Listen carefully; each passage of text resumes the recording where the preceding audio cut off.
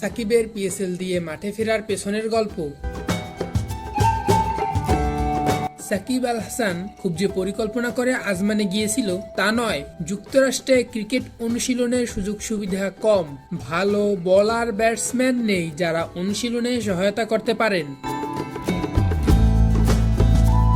ওইদিকে খেলা থেকে দূরে থাকতে থাকতে ব্যাটিং বোলিংয়ে জং ধরার অবস্থা। দেশে এসেও কিছু করার উপায় নেই। অনুশীলনের জন্য বিকল্প জায়গা খুঁজছিলেন সাকিব। এমন জায়গা দরকার যেখানে ক্রিকেটীয় সুযোগ সুবিধা আছে, আবার কন্ডিশনটাও নতুন করে মাঠের পরিবেশের সঙ্গে মানিয়ে নিতে সাহায্য করবে। এসব ভাবনা থেকেই এ মাসের শুরুতে সংযুক্ত আরব আমিরাতের আজমানে গিয়ে ৮-১০ দিন অনুশীলন করলেন। সেখানে সুযোগ পেয়েছেন সেন্ট্রাল উইকেটে ব্যাটিং করারও, কিন্তু সাকিব নিজেও কি তখন জানতেন এই অনুশীলনটাই তার কাজে লেগে যাবে ৬ মাস পর প্রতিযোগিতামূলক ক্রিকেটে ফেরার উপলক্ষে? কিংবা এও কি জানতেন শীঘ্রই তিনি খেলায় ফিরবেন পিএসএল দলের লাহোর কালান্দার্সের হয়ে?